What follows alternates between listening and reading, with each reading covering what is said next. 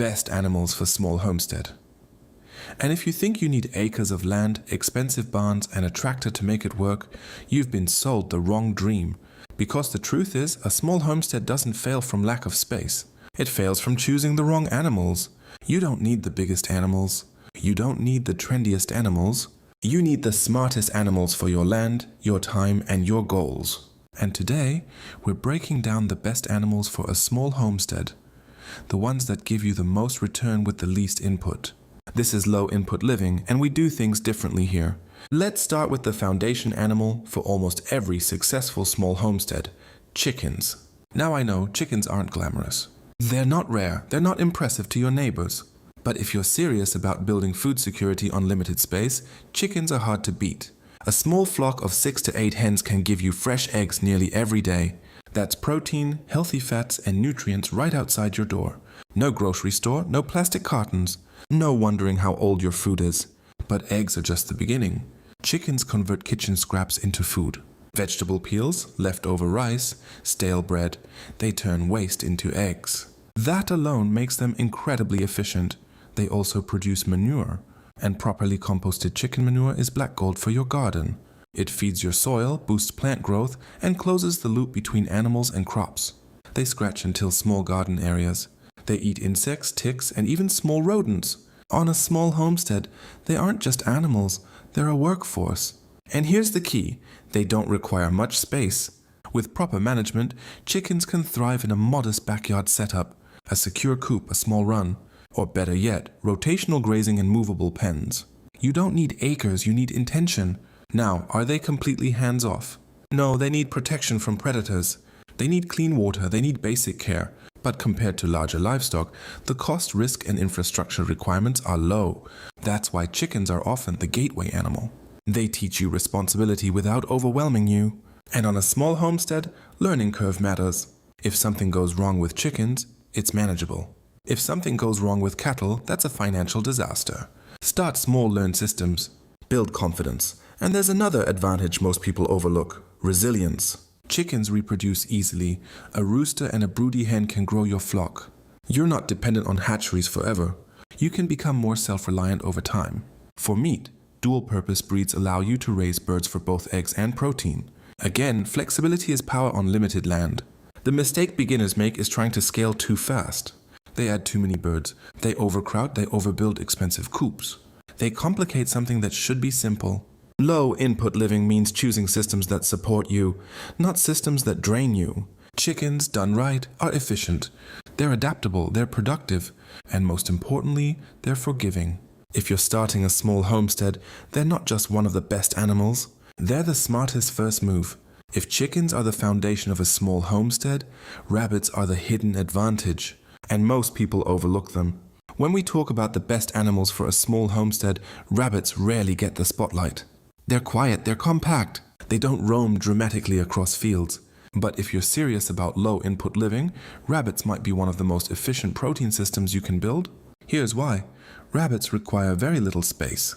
You can raise them in a backyard, on a patio, inside a small shed, even in a well-ventilated garage setup. Compared to goats or sheep, their footprint is tiny, but their production potential, massive. A single healthy doe can produce multiple litters per year. That means a steady, renewable source of lean, clean meat without needing acres of pasture.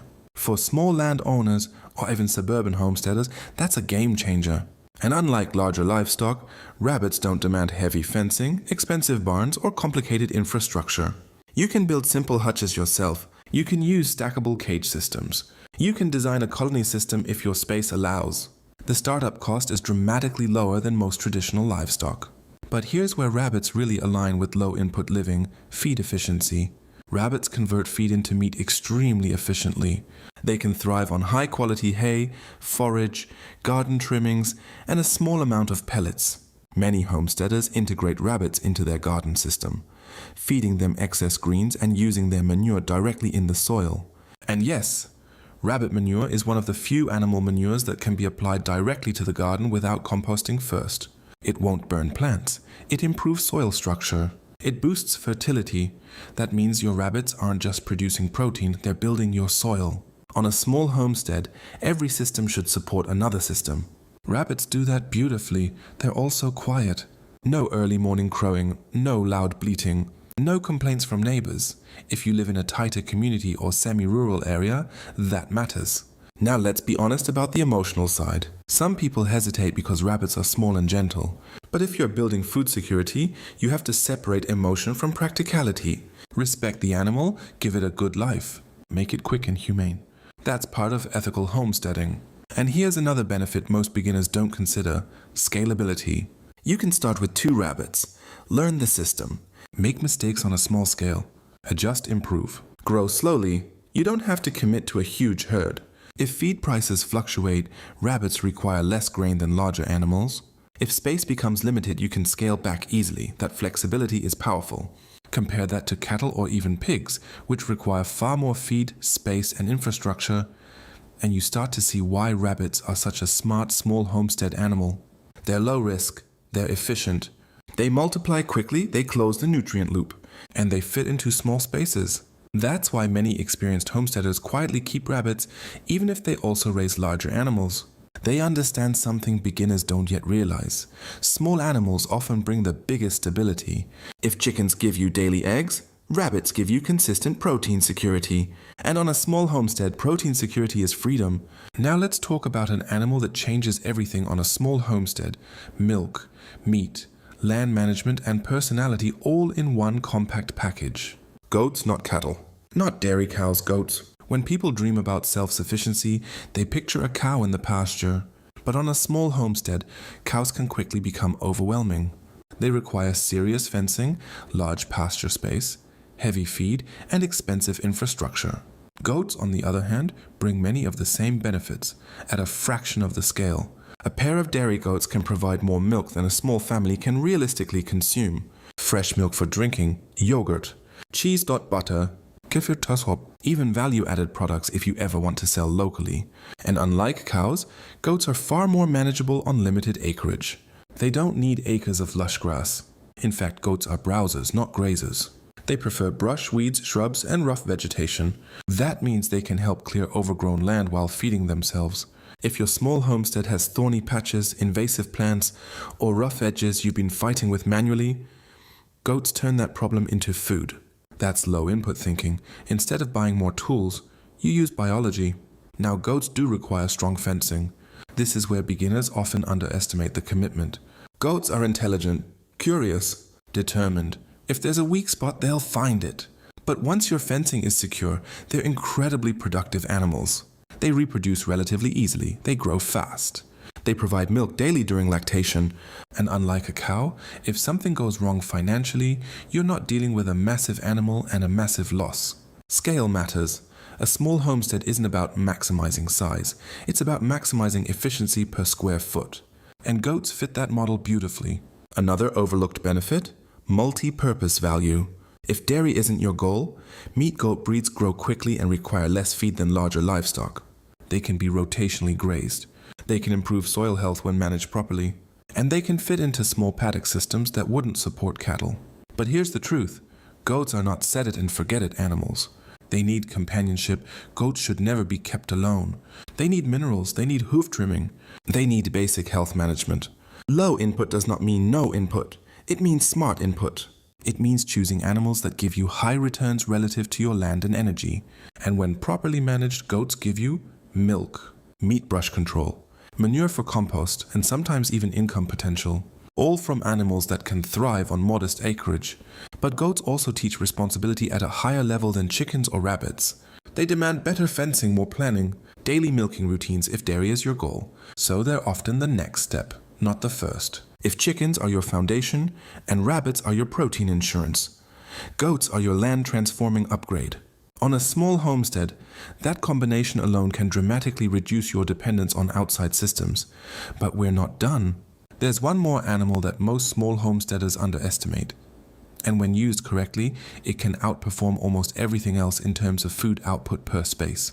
When most people think about the best animals for a small homestead, they picture feathers, fur, or hooves. They don't picture water.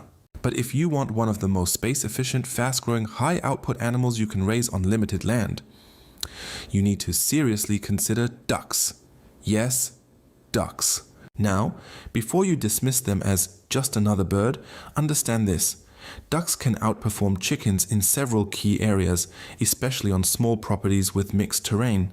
First, let's talk eggs. Duck eggs are larger, richer, and higher in fat than chicken eggs. Bakers love them. Many homesteaders swear by them for cooking and nutrition. A small flock of laying ducks can give you a steady stream of large, nutrient-dense eggs.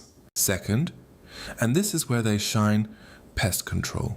Ducks are relentless foragers: slugs, snails, beetles, grasshoppers. They'll patrol your garden like a biological control team. If you struggle with slug damage or insect pressure, ducks can dramatically reduce that problem without chemicals. That's pure low input strategy. Instead of spraying, instead of buying treatments, you use animals to solve the issue naturally. Now here's something many beginners don't realize. Ducks are generally hardier than chickens in wet or cold conditions. They handle rain better. They're less prone to some of the respiratory issues that affect chickens in damp climates. If your small homestead has a lot of moisture or muddy zones, ducks often adapt better. And no, you don't need a pond. That's a myth. Ducks need water deep enough to dunk their heads and clean their nostrils. A small trough or tub works fine. Of course, if you have space for a small pond, they'll love it. But it's not required. They're also excellent mite birds. Certain breeds grow quickly and provide flavorful, rich meat. Compared to larger livestock, they reach processing weight faster and require far less feed overall. And like chickens, they integrate well into rotational systems. You can move them through garden beds after harvest. You can let them clean up fallen fruit in orchards. You can rotate them through pasture areas to spread manure evenly. They fertilize as they forage. That's stacking functions, one of the core principles of smart homesteading. Now let's be real about the trade-offs. Ducks are messier around water. They splash. They create mud if drainage isn't planned well. They need clean water daily because they dirty it quickly, so management matters. But when you design with that in mind, gravel around water stations, proper drainage, movable systems, ducks become incredibly efficient additions to small acreage. There's another benefit most people overlook: noise level. Many duck breeds are actually quieter overall than chickens, especially if you avoid loud, high-strung varieties. For smaller properties near neighbors, that can make a difference. So, why don't more people talk about ducks as a top small homestead animal? Because they're not as common, they're not as traditional, and people tend to copy what they see, not what's most efficient. Low input living isn't about copying tradition blindly. It's about observing what works best on small land with limited time. Ducks give you eggs meat, pest control. Soil fertility, garden integration, all without needing large pasture space. If you combine chickens, rabbits, goats, and ducks thoughtfully, you create a layered, resilient system. But here's the key: you don't need all of them at once. The smartest small homesteaders don't add animals because it looks impressive. They add animals because each one solves a specific problem.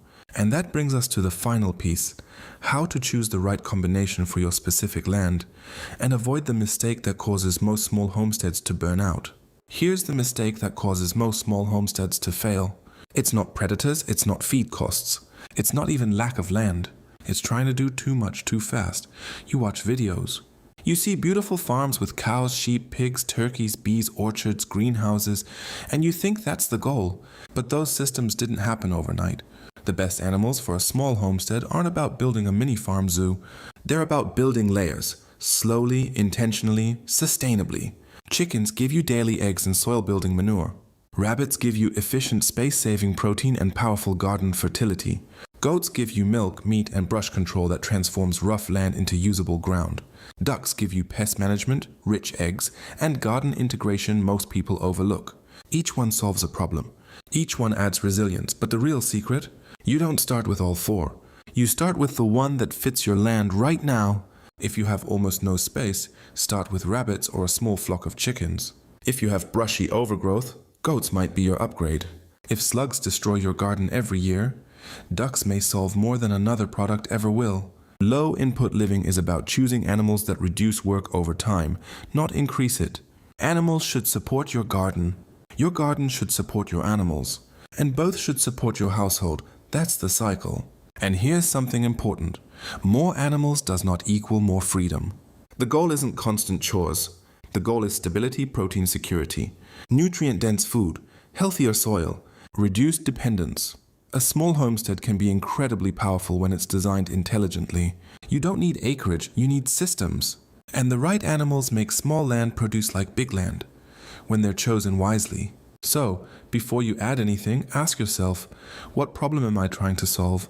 Lack of eggs? Lack of protein? Overgrown land? Pest pressure? Poor soil? Choose the animal that answers that question. Master it, then expand, if you need to. That's how you avoid burnout. That's how you build confidence. And that's how a small homestead becomes sustainable long term. If this helped you rethink how to approach livestock on limited land, make sure you're subscribed to Low Input Living. Because here we focus on practical systems, realistic scale, and building self-reliance without overwhelming your life. Drop a comment and tell me, which animal are you starting with first? And I'll see you in the next one.